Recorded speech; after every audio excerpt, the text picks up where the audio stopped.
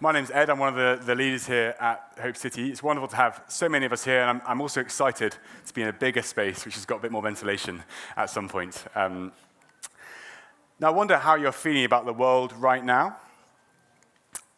This world can feel pretty unnerving, can't it? Another crowd rammed by a car, another politician murdered in her home, another life-changing diagnosis, another relationship ruined, another family broken, another day in school perhaps, another day alone, another day at a job I hate. How can we live in this world at peace when all this is going on, when everything feels so precarious? It's not surprising that Gen Z has been labeled the anxious generation. There are so many hazards around the world right now, so many risks each day, with no guarantee we'll actually be okay. Perhaps Gen Z are actually the first generation to see reality and respond appropriately as they recognize the risks of life. I wonder, where do you find help in life's troubles? How can I be sure I'll be okay? Well, with all good questions, we all know what is good to do. We ask Google. And this is what Google said. Oh, I'll just try it again. This is what Google said. Here we go. It is impossible to have 100% certainty that everything will be okay, but you can build a sense of security by focusing on your inner resilience and taking practical steps to manage uncertainty. Wonderful. Very reassuring, isn't it? You can't be 100% sure, but let's build a sense of security. In other words, let's pretend I'm secure. Let's pretend everything's going to be okay, and pretend I've got power within myself to stop bad things happening. That sounds like a wonderful plan. So our closing hymn, we're not stopping there, because that is a terrible answer, isn't it? It's a terrible answer. I wonder, where do you look to? Where do you look to when life's problems hit? How can I be sure I'll be okay? Just think with me for a minute. What was the last difficult thing you faced? Just imagine in your mind, what was the last difficult thing you faced? Maybe at home, maybe in the doctor's surgery, maybe in the school playground, maybe in the shop. Think for the last thing. What was your go-to? What did you start to think? How did you respond in a difficult situation?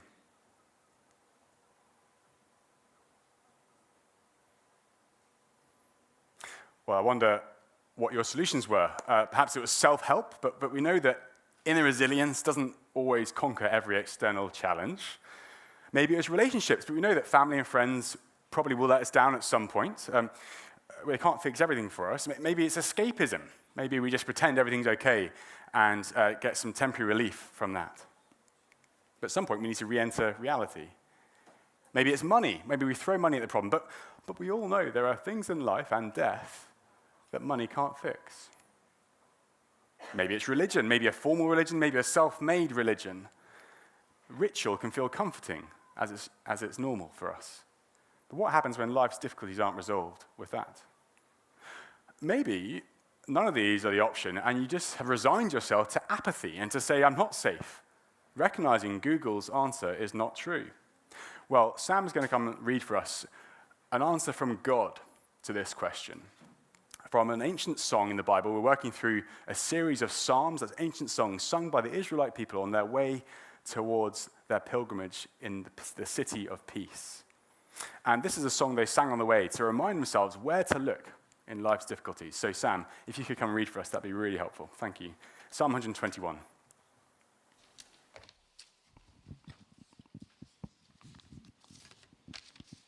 Psalm 121, and it's on page 622 in the church Bibles, and the words will be on the screen.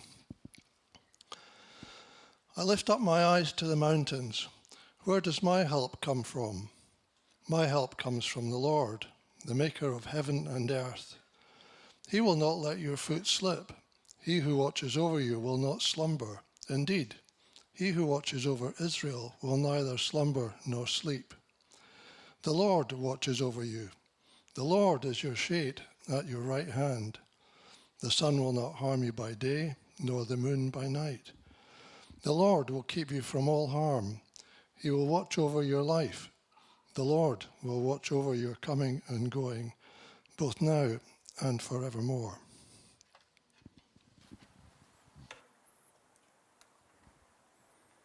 Thank you, Sam. We may know that psalm by heart by the end of today. As we've read it, we're going to sing it. We might read it once more as well for extra luck. Now, do you see the question that this psalm answers? Verse 1, where does my help come from? How do I know I'm going to be okay? That's the question it's trying to answer. And many who have read this psalm look in the wrong place for the answer. On the 9th of October 2004, the Scottish Parliament was opened at Holyrood, and the late Queen was there and the presiding officer. And this psalm was sung beautifully in Gaelic and in English, actually as it was at these guys' wedding a few weeks ago. Not in Gaelic, you didn't sing in Gaelic, you had English. In English. It's a wonderful psalm to sing, to remind ourselves of the answer to that question. And then there was a brief reflection that the presiding officer at the time noted, and he said that because the new parliament was nestled, it was wonderful, under Arthur's seat. Wonderful, maybe there's divided opinion on how wonderful it is, but the location of it is picturesque, it's lovely, it's right under Arthur's seat. And he said that to the hills we can lift our eyes and look forward with a vision and with confidence. The help comes from the hills. But that's a reversal of what this psalm is actually saying. The answer to the question of verse 1 isn't in the mountains of verse 1, but in the mountain maker of verse 2. The hills are not the solution to life's difficulties. They are part of the problem. For the pilgrims on their way to Jerusalem, they were headed on this journey, and the hill country was a place of bandits. This is the place where many of us will know the story of the Good Samaritan.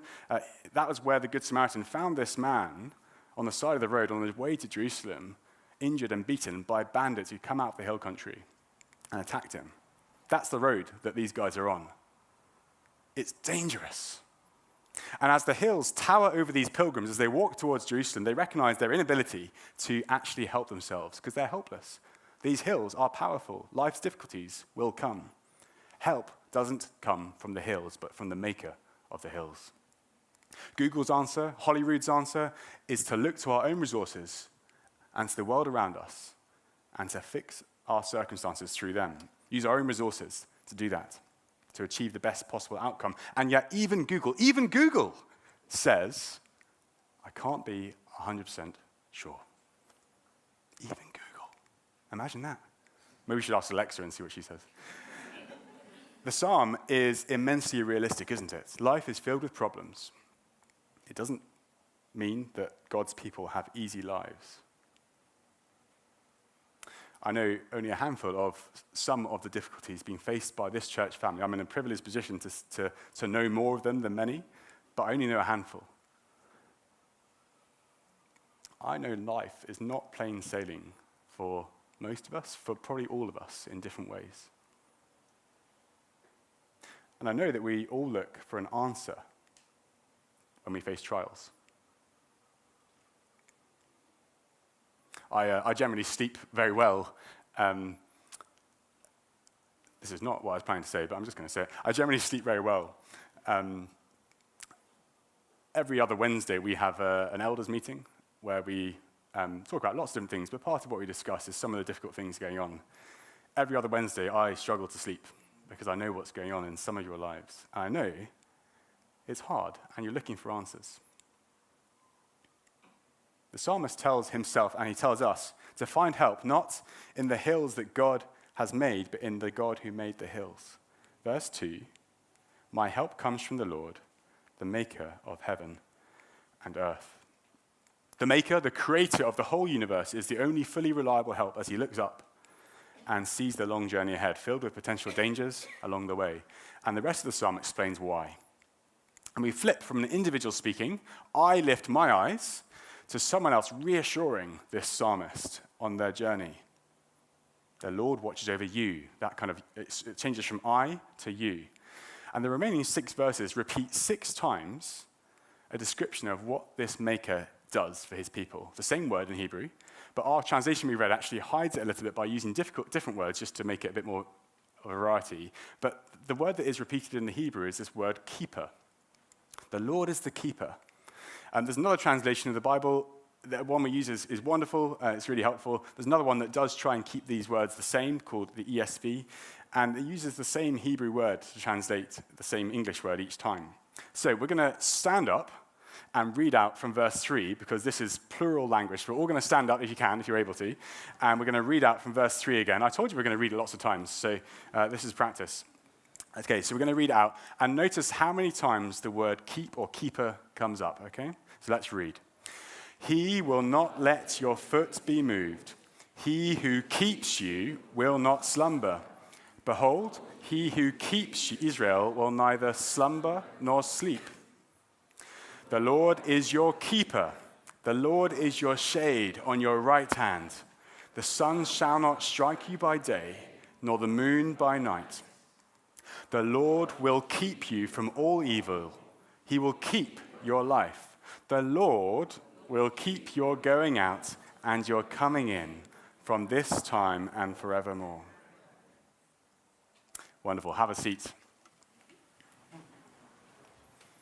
So our translation translates keeper as watching over or something to that effect, watching over, which helps us understand what it means by keeper. It's to watch over, to give watch care. Now, what is a keeper? Has anyone seen a keeper on TV last night?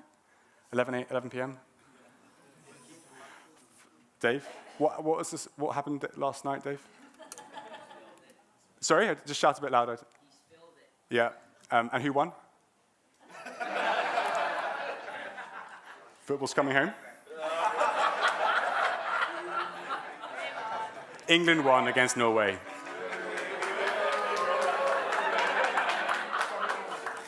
It is a problem when that's the most excitement we've seen in the whole church gathering, isn't it? But we've seen the idea of keeper. This is a photo from last night. Now, the job of the keeper in football, soccer, thank you. The job of the keeper is to keep the opposition's ball from disturbing the net, to look after it, to watch and make sure no one gets past. And we've seen them, haven't we, over the World Cup, make these amazing saves as they dive around the place.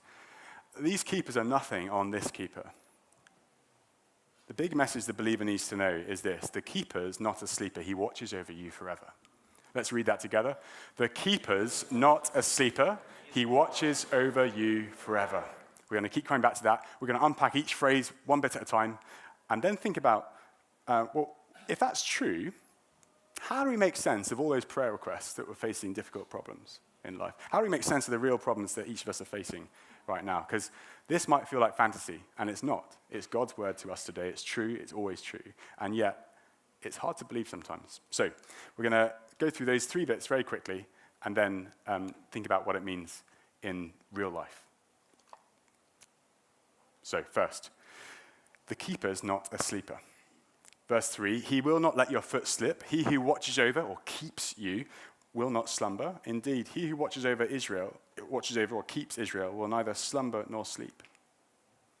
Now, the reassurance is so relevant to these people who are on a journey. The rocky path they're on as they walk towards Jerusalem is filled with potential stumbling blocks and dangers, things which might stop them getting to their destination safely. Sickness, enemies might threaten their safety, but the psalmist is adamant that the keeper will keep them from slipping on the journey. See how he intensifies what he says. Verse 3, he doesn't slumber. Verse 4, he neither slumbers nor sleeps. Verse 3, he watches over you, individual. Verse 4, he watches over all of Israel, all of God's people together. This isn't some dopey security guard that Tom Cruise sneaks past on a naff action film while he's sleeping. That's not the story here. This keeper ceaselessly guides his people's steps so that our feet won't slip. The Christian's confidence is not that the road is safe, but the keeper is awake. These songs of ascent are like an enacted parable of the Christian life. These pilgrims were walking towards Jerusalem as we today are walking towards the new Jerusalem. God's symbolic presence was in the old Jerusalem. The new Jerusalem is actually where we are headed. If we're part of God's people, we're walking on a journey through life together to his real, actual presence. The never sleeping keeper guards his people so their feet will not slip on the way there from his good path. As we walk through life, there are so many potential hazards we face: disease, sin, enemies, wars, relational difficulties. The list goes on, doesn't it? And yet the keeper promises to keep his people on the path. All the other things that we're tempted to turn towards when we want help, all those things we looked at earlier, they're going to let us down eventually. They can't keep watch 24/7, but let's say it together. The keeper's not a sleeper. He watches over his people forever. He watches over his people forever. The keeper's not a sleeper. He watches over his people forever. Notice that intensification. The individual, verse 3, to all of Israel in verse 4. It both broadens and it restricts this promise. My journey through life is not about me. We're journeying together. And the keeper watches over us as a community, bringing us into his purposes and bringing about his purposes through us, through the different relationships we're in, different things we're doing. And yet that's a broadening, but it's also a restriction. It's only for God's covenant people who are part of him, which the New Testament describes as all the people united to Jesus. These promises belong to those who are in Christ, not because they've asked the right way or done it particularly well, but because they've been brought into God's kingdom, brought into God's Son, united with him, for certain. If that's something that you have not done today, I'd love to chat to you about what that looks like. It's nothing scary. It's a safe place to be because the keeper's not a sleeper. He watches over you if you're in him. So first, the keeper's not a sleeper. Second, the keeper's not a sleeper. He watches over you. Let's say that bit. The keeper's not a sleeper. He watches over you. Wonderful. The Lord watches over or keeps you. The Lord is your shade at your right hand. The sun will not harm you by day, nor the moon by night. The Lord is the keeper of his people. He watches over them. And this isn't him saying, I'm watching you. This is saying, I'm watching over you. My loving watch care is on you. It's a promise. It's not like he's kind of binge watching a Netflix series, completely uninterested in the characters and what happens to them. I actually watched something last night. Someone got shot. And I was like, oh, okay, fine. That's not what God is looking at when he's watching over us. He is deeply invested in us. He's not uninterested. He's not unbothered by harm that might affect us. Now, some people agree that God is the maker of heaven and earth, but that's where that stops. That's all he does. It's like he winds up creation and lets it go. Like a grandfather clock that you wind up and it slows down over time and eventually just stops. That's not the God of the Bible. The God of the Bible has a name. In our Bibles, he is called the Lord. Yahweh is the translation. And it's a covenant name. It's a name that signifies a relationship that he can be called by his people. And Yahweh creates and he sustains his creation and he watches over every aspect of it so that you will not be harmed and that it will achieve his purposes, which is to bring his creation to fulfillment, to bring peace in the New Jerusalem. Verse 5 promises shade from the hazards of the fierce daytime heat. Verse 6 intensifies that again to shelter at all times, not just daytime, but nighttime too. The sun and the moon are representing the full range of time and the different dangers going on at those times. Now I wonder, is there something going on in your life right now that you're worried about that may result in harm, maybe to you, maybe to someone you love? Is there anything you're worried about in the future that might harm you? That hasn't happened yet, but it might do. Do you think it's outside the loving watch care of this keeper? Listen to these verses again and soak in their promise for you if you're one of God's people. The Lord watches over you. The Lord is your shade at your right hand. The sun will not harm you by day, nor the moon by night.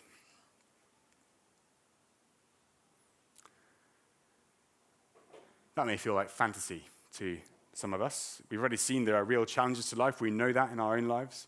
I promise we're going to come back to that in just a minute. But if this promise is true, there is no need to fear the future.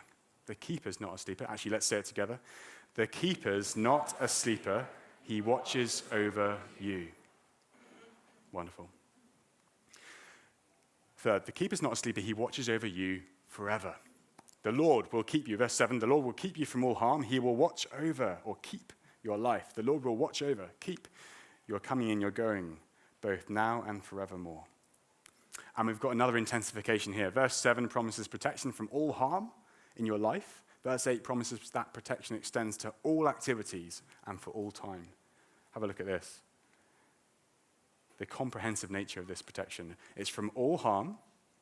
He'll watch over your life. That's everything you are as an embodied soul. Every activity, your coming and your going. Forever. That's a 24/7 wraparound protection, and it's promised to all of the keeper's people. He is directing his people's steps along their journey towards Jerusalem, not merely that physical city that we've spoken about earlier, but to the new Jerusalem, the city where God is calling his people to peace.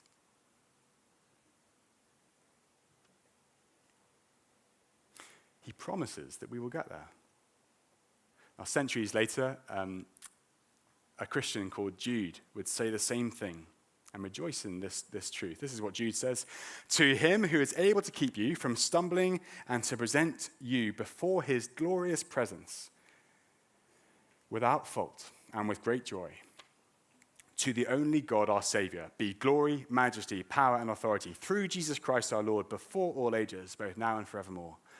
This is the same faith that we hold now.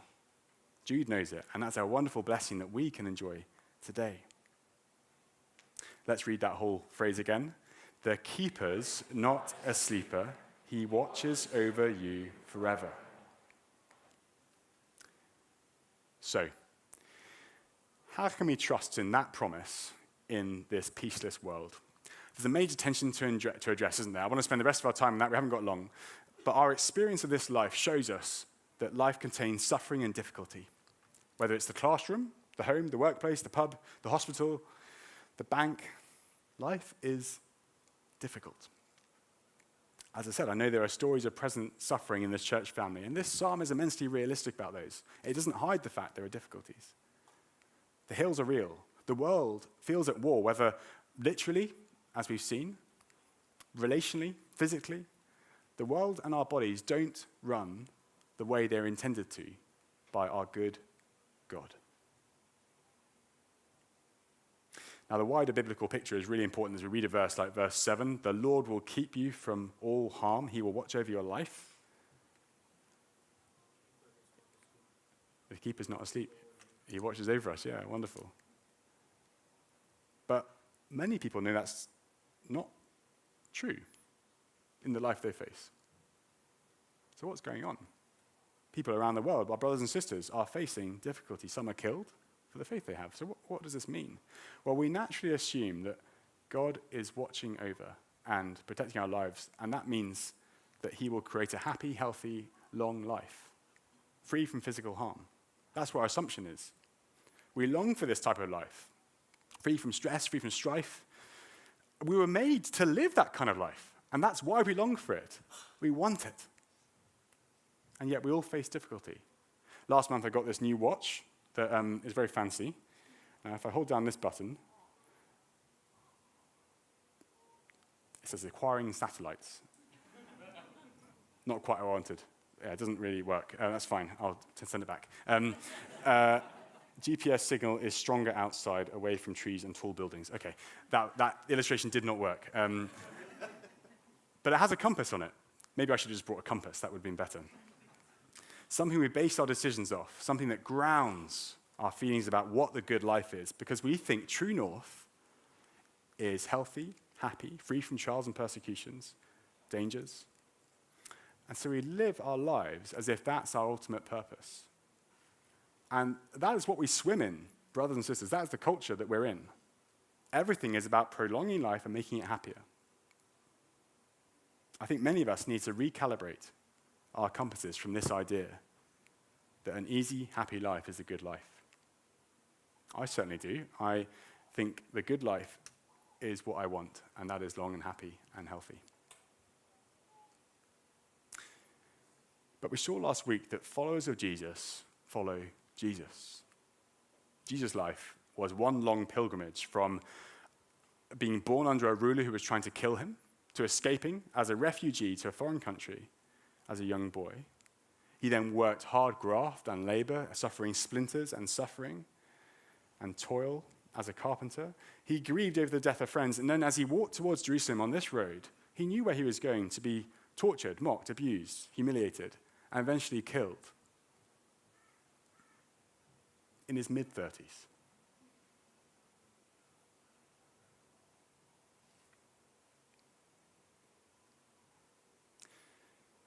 If we set our compass to his life, we see that these things are expected. If you've been sold a story that makes life with Jesus easy and the road smooth, I'm afraid you've been sold a lie. We saw how last week that Jesus is the primary person who can sing this psalm, and we can only truly sing them if we're in him, if we're united to him. Now, in his earthly life, Jesus would have sung this psalm on his way up to Jerusalem, and he could truly sing every word of this psalm. It is his psalm. He could sing of the Lord keeping him from all evil, and know it was true, even as he walked towards his cross. As he hung on the cross in the midday heat of the summer, actually I don't know the summer, Easter, it wasn't really Easter, I don't know when it was, but it would have been hot, the midday heat. As he hung there, he knew these verses. The Lord watches over you, the Lord is your shade at your right hand, the sun will not harm you by day. Jesus trusted his keeper as he journeyed through this life, and if we're united to him, we have the same keeper. Now, Jesus didn't remain dead, but he was risen to new life, to a glorious life, and he is the trailblazer who, in eternity, models the life that we were made to live, or at least the one we long for. An embodied life free from the strife and stress of this broken world. Suffering doesn't disprove God's watchful care. Psalm 23 speaks famously of the Lord being with us as a shepherd in the valley of the shadow of death. The Lord is in charge of your life, even in the pit. If he isn't your keeper in the pit, then we can have no assurance that we can get through it. But in Psalm 121, we are promised that he is with his people. And in this psalm, the Lord is as close as your right hand, protecting you as you walk through challenge. He is with you. Now, as a church family, we are in the midst of change, maybe change in your individual lives as you face difficulties and challenges that can make you slip or fall. And yet the keeper is not a sleeper. We have change in our corporate life that we may worry about the numerical growth we're experiencing, a new building, all that entails. Will we lose the community that we have? And yet this church does not ultimately depend on our ability to keep it together. The keeper is not a sleeper. Maybe there's worries about changes in the nation. The laws are being proposed in Parliament just last week that might erode historic Christian freedoms and rights. But the keeper is not a sleeper. Maybe it's change in the world where fragile peace treaties are broken on a seemingly weekly or monthly basis, and where it seems that headline after headline brings us closer to world war. And yet the keeper's not a sleeper. He watches over his people forever. Psalm 121 lifts our eyes above the headlines, higher than the headlines. The keeper makes you a wonderful promise here if you're his. He says, I will not let your foot be moved. It will not slip from my plan for you. So as we journey together, it may feel like your foot has stumbled, but the keeper's not a sleeper. He watches over you forever. He is drawing you towards the New Jerusalem if you're one of his people. And we need to listen to this song for eternity. This is our destination. And we listen to this song on the journey there. If you're one of his people, he will bring you there. Now, that's been the testimony of Christian believers throughout generations in our nation who have trusted in the keeper as they seek to follow him.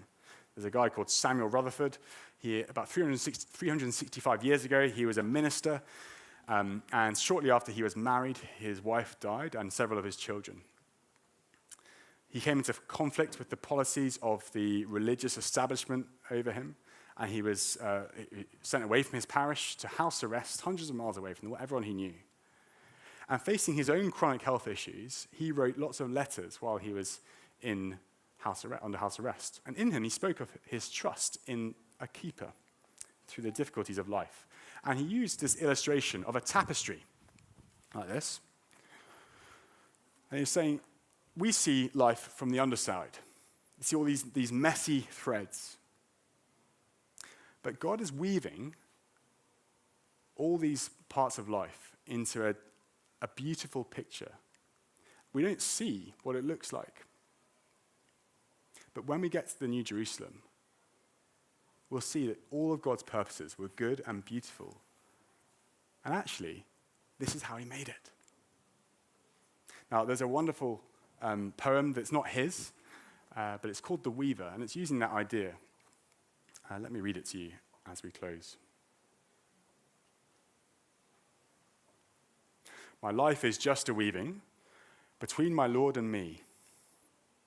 I cannot choose the colours, for he worketh steadily. Oft times he weaveth sorrow, and I in foolish pride forget he sees the upper, and I the underside. Not till the loom is silent and the shuttles cease to fly shall God unroll the canvas and explain the reasons why. The dark threads are as needful in the weaver's skillful hand as the threads of gold and silver in the pattern he has planned.